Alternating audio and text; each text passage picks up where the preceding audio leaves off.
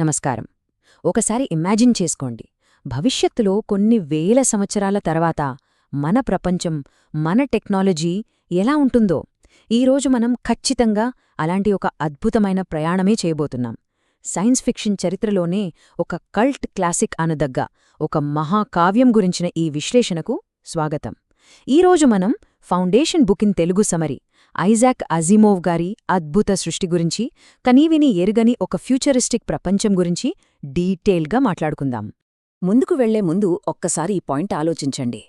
ఒక మొత్తం గెలాక్సీ నాగరికత అంటే కోటానుకోట్ల గ్రహాల సామ్రాజ్యం త్వరలో అంతరించిపోబోతుందని ముందే లెక్కలతో సహా చెప్పగలిగితే, అంతేకాదు ఆ వినాశనం నుండి వాళ్లను రక్షించే మాస్టర్ ప్లాన్ కూడా అదే గణితం ఇవ్వగలదా? వినడానికి చాలా క్రేజీగా ఉంది గదూ. సరిగ్గా ఇదే హరీ సెల్డన్ అనే జీనియస్ సైంటిస్ట్ ముందున్న అతిపెద్ద సవాలు.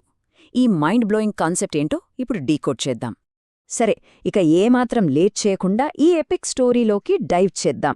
మన జర్నీ ఎలా ఉండబోతోందంటే, ఫస్ట్ ఆ సైన్స్ ఫిక్షన్ మాస్టర్ గురించి తెలుసుకుందాం.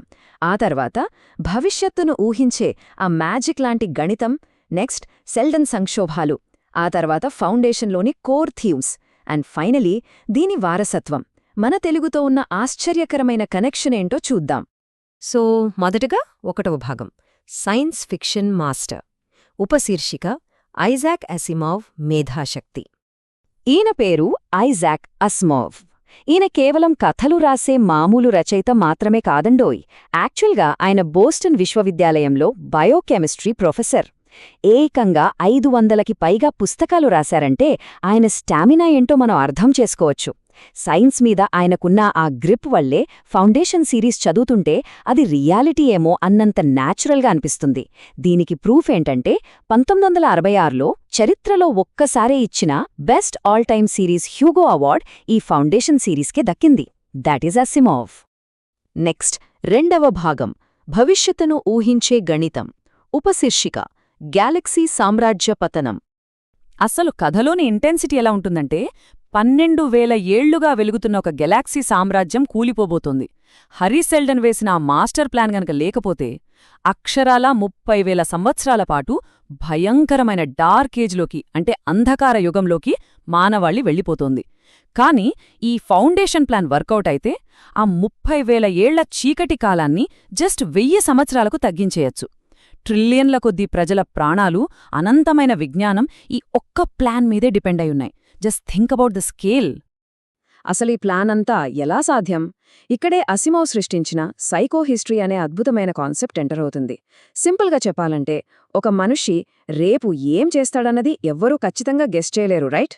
కానీ అదే కోట్ల కొద్ది జనాభా ఒక సొసైటీగా ఉన్నప్పుడు వాళ్ళు ఒక పర్టికులర్ సిచ్యువేషన్లో ఎలా రియాక్ట్ అవుతారో, భవిష్యత్ వైపు ఎలా అడుగులేస్తారో పర్ఫెక్ట్గా మ్యాథమెటిక్స్ ద్వారా క్యాల్కులేట్ చేయొచ్చు అని ఈ సైకో హిస్టరీ చెప్తుంది. It's literally like predicting the future. ఆ రాబోయే భారీ వినాశనాన్ని వీలైనంత ఆపడానికి సెల్డన్ ఒక ట్రిక్ ప్లే చేస్తాడు.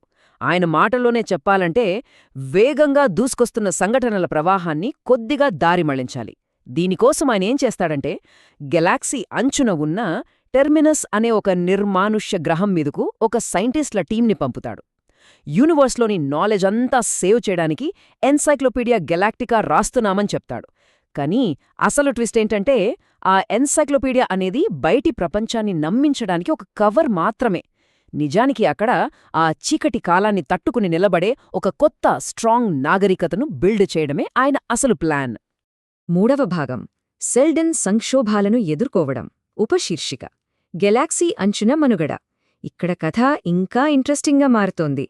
ఈ ఫౌండేషన్ ఎలా ఎవాల్వ్ అయిందో ఒక్కసారి మనం టైమ్లైన్ చూస్తే క్లియర్గా అర్థమవుతుంది. ఫౌండేషన్ ఎరా అంటే ఎఫ్ఈ మొదటి సంవత్సరంలో ఎన్సైక్లోపీడియా రాస్తున్నామనే పేరుతో సైలెంట్గా మొదలవుతుంది. ఆ తర్వాత 50వ సంవత్సరం వచ్చేసరికి చుట్టుపక్కల రాజ్యాల నుండి థ్రెట్ వస్తోంది. అప్పుడు దౌత్యం, మతం వాడి బయటపడతారు.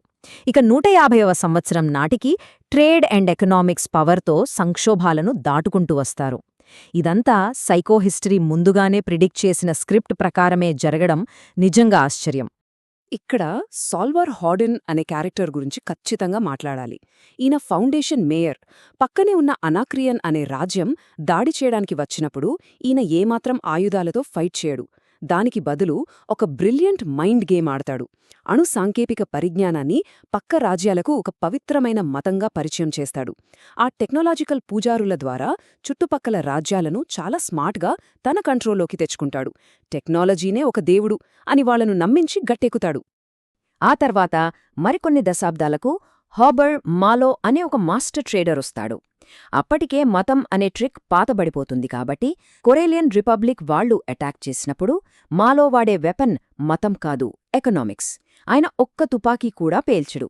కేవలం ఆ దేశానికి వెళ్లే వాణిజ్యాన్ని, ట్రేడ్ని పూర్తిగా బ్లాక్ చేస్తాడు. ఫౌండేషన్ టెక్నాలజీకి అలవాటు పడిపోయిన వాళ్ల ఎకానమీ దెబ్బకు కుప్పకూలిపోతుంది.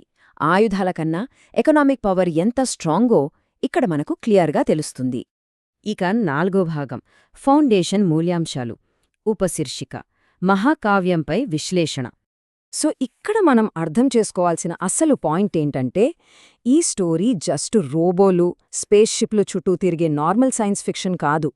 యాజిమోవ్ ఇందులో చాలా డీప్ కాన్సెప్ట్స్ని టచ్ చేశారు. వ్యక్తుల కన్నా చారిత్రక శక్తులు ఎలా పవర్ఫుల్గా ఉంటాయి, పాలిటిక్స్ని కంట్రోల్ చేయడానికి లీడర్స్ మతాన్ని ఎలా ఒక టూల్గా వాడతారు, ఒక క్రైసిస్ వచ్చినప్పుడు సమాజం తనంతాను ఎలా అడాప్ట్ చేసుకుంటుంది, ఇలాంటి కోర్ ఇష్యూస్ని చాలా బ్రిలియంట్గా ఈ స్టోరీలో ఎస్టాబ్లిష్ చేశారు. ఇంకొక ఇంట్రెస్టింగ్ ఫ్యాక్ట్ ఏంటంటే, ఈ నవల ఇంపాక్ట్ కేవలం పాఠకుల వరకే ఆగిపోలేదు, రియల్ వరల్డ్ మీద కూడా గట్టిగానే పడింది. ప్రఖ్యాత నోబెల్ బహుమతి గ్రహీత పాల్ క్రుగ్మన్ లాంటి వాళ్లకి ఆర్థిక శాస్త్రం వైపు అడుగులు వేయడానికి ఈ బుక్లోని సైకోహిస్టరీ కాన్సెప్టే మెయిన్ రీజనట. అసిమోవ్ ఊహించిన ఆ కల్పిత శాస్త్రం ఇన్స్పిరేషన్తోనే ఈరోజు మనుషుల ప్రవర్తనను స్టడీ చేసే సోషల్ ఫిజిక్స్ అనే ఒక కొత్త ఫీల్డ్ డెవలప్ అవ్వడం నిజంగా గ్రేట్ కదూ. ఫైనల్ సెక్షన్ 5వ భాగం వారసత్వం మరియు తెలుగు అనుసంధానం. ఉపశీర్షిక అసిమోవ్ను కొత్త పాఠకులకు పరిచయం చేయడం. ఇప్పుడసలు మన తెలుగుకి ఈ బుక్కి ఉన్న ఆ బ్యూటిఫుల్ కనెక్షన్ ఏంటో చూద్దాం. ఐఐటి మద్రాస్ పూర్వ విద్యార్థి మరియు దాత అయిన శ్రీక్రిస్ గోపాలకృష్ణన్ గారి సపోర్ట్తో ఒక అద్భుతమైన ఇనిషియేటివ్ జరిగింది. ఆయన ఫండింగ్తో అసిమోవ్ సైన్స్ సిరీస్లోని 40 పుస్తకాలను మన తెలుగులోకి ట్రాన్స్లేట్ చేశారు. పైగా ఈ బుక్స్ని ఆంధ్రప్రదేశ్, తెలంగాణలోని దాదాపు 270 గ్రామీణ ప్రభుత్వ పాఠశాలలకు ఫ్రీగా పంపిణీ చేశారు. రూరల్ స్టూడెంట్స్లో సైంటిఫిక్ క్యూరియాసిటీని పెంచడానికి ఇదొక రియల్ గేమ్ చేంజర్ అని చెప్పొచ్చు. మరి ఆ పుస్తకాలు మనకు దొరుకుతాయా అని మీరు ఆలోచిస్తుండొచ్చు. అఫ్కోర్స్, అనల్పా బుక్స్ ద్వారా ఫౌండేషన్ ట్రయాలజీ ఇంగ్లీష్లో ఈజీగా లభిస్తుంది. అలాగే ఆన్లైన్ ప్లాట్ఫామ్ అయిన లోగిలి ద్వారా అసిమోవ్ రాసిన భూమి, ఐజాక్ న్యూటన్ లాంటి పుస్తకాలు మన అచ్చర్ తెలుగులో అందుబాటులో ఉన్నాయి. ఇలాంటి వరల్డ్ క్లాస్ లిటరేచర్ మనకు స్థానికంగానే దొరకడం నిజంగా ఎంతో సంతోషించదగ్గ విషయం. ఫైనల్గా ఒక థాట్ ప్రొవోకింగ్ క్వశ్చన్తో ఈ విశ్లేషణను ముగిద్దాం. నిజంగానే మ్యాథమెటిక్స్ ద్వారా, అంటే లెక్కలతో, మనుషుల బిహేవియర్ని, మన ఫ్యూచర్ని మనం పర్ఫెక్ట్గా ప్రిడిక్ట్ చేయగలమా? లేదా మనిషికే సొంతమైన ఆ స్వేచ్ఛా సంకల్పం, ఏ రూల్స్కి కట్టుబడని ఆ అనూహ్య స్వభావం, ఏ లెక్కలకైనా అందకుండా మన చరిత్ర గమనాన్ని ఎప్పటికైనా మారుస్తూనే ఉంటుందా? ఈ ఇంట్రెస్టింగ్ క్వశ్చన్ మీ ఆలోచనకే వదిలేస్తున్నాను. మళ్ళీ ఇంకో అద్భుతమైన విశ్లేషణతో కలుద్దాం.